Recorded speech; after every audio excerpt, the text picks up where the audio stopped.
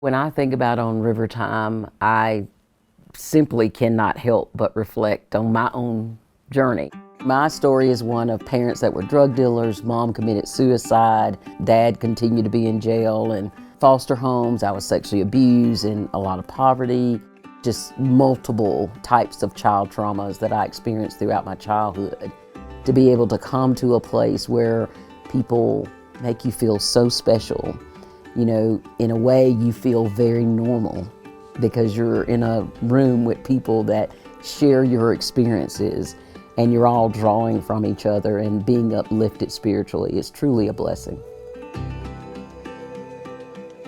On River Time provides life-affirming programming for children of abuse and neglect. We partner with 3 children's homes in 3 different states, and that programming includes fly fishing camps that we do right here on the Snake River, and then beyond that we partner with those same kids and provide them college and career scholarships, doing mock interview practice and resume writing for them, etiquette, just things to help pack their toolkits to help prepare them for success in life and help them to really break the cycle of what they experienced before.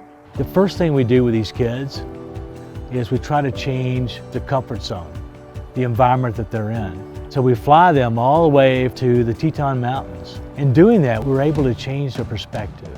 I did not want to come. I did not like fishing. I was scared. I thought it was going to be boring. When I found out I was coming, I really did not want to go. When I found out, I just screamed. I was so excited. I could not wait to come. I've heard so much about it. They were telling me like fly fishing, so my initial thought was like, you're in the plane fishing. It was my first time on the plane, first time whitewater rafting. I have been fishing, but I've never been fly fishing, and I never did whitewater rafting before, and I was excited about that because I just always wanted to do it. I was very nervous. I thought I was gonna fall off like a lot of times, but I didn't. Just riding down the river or just riding down the road, I look out the window or just look around and I just realized, wow, this is really beautiful. After like first day, I just remember being like, man, this is awesome. When I left, I was realizing, man, the Lord's opened my heart through on River Time, and to this day, I couldn't tell you what did that, but I know, like Steve says, it's not just fishing, like it changes your heart. Some of you don't want to be here. Some of you wish you had got up at 1:30 in the morning to come here. And I don't blame you. But I promise you one thing. If that is where your heart is right now, you're not going to want to leave in 4 days. Because all of you were picked for a specific reason. And you are not an accident. And your challenge tomorrow is to open your heart and to take it in. My hope for these kids is that they find the one thing that so many people search for, internal joy. Because if they find that, all this other stuff will be very, very easy. It's interesting because this past week during camp, a lot of the kids were wondering about their purpose. And what I have discovered is that, you know, God takes your giftedness and pain usually and creates an opportunity for your purpose. It's not like we're here to produce 10 or 12, professional fly fishermen. That's not the idea. The idea is that they're going through that particular experience with all of those rewards because it forces them to quietly but internally ask some big questions about themselves. Can I overcome obstacles? Can I learn something new? What do I want to do with my life? Who am I? What's my purpose? And so what you have done is that you have kind of turbocharged all of the things that we want to introduce to our children. Challenging circumstances in safe environments where they can grow, feel connected, and feel supported to go take on all kinds of things in the world. I was just thinking, like, we go through bumps in the road all throughout life, but I noticed there's smooth parts. So parts of the river, they have big waves and it's like hard to steer through. Those are the challenging parts in our lives. And God just lets us go through trials sometimes that produces our faith. And like we grow in our relationship with Him, and in the end it's all gonna be okay and it's used for His glory. You can't really explain what He's doing in people's lives. And I feel like that's the same thing on River Time. It's like, yeah.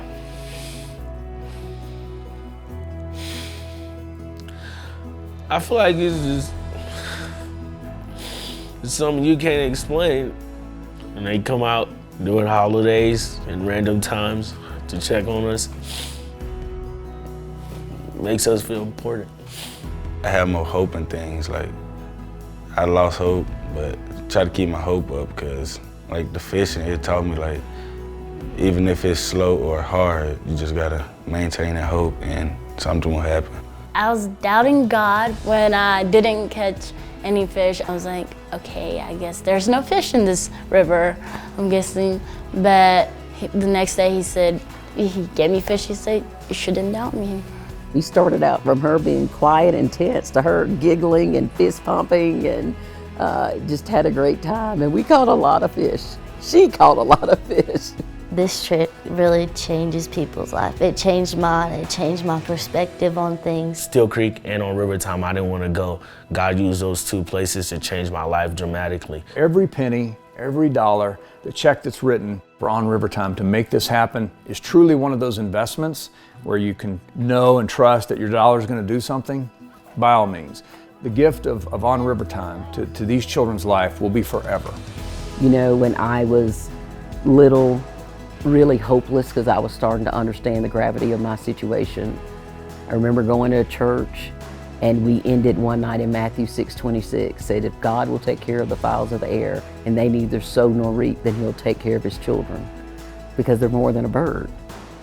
Well, the tragedy in that moment as I was sitting there was that I struggled with whether or not I was more than a bird. Because when I looked at my situation, it seemed like the birds had it better than I did. But then the preacher said, do you know that you're more than a bird? Because God will send people to love you. He will send people to love you even when people aren't doing what they're supposed to be doing in your life.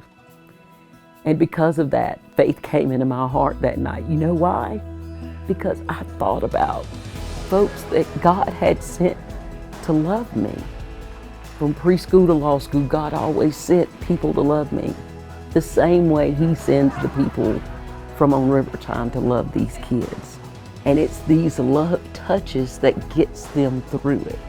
It's a relationship. You don't just come here and fly fish with the kids. You come here to connect. You can't put a price tag on what happens here. You have to make a choice, you know, because those kids are more than a bird like I am. And like I am, I know that God has sent somebody to love them, if no other way but through On River Time.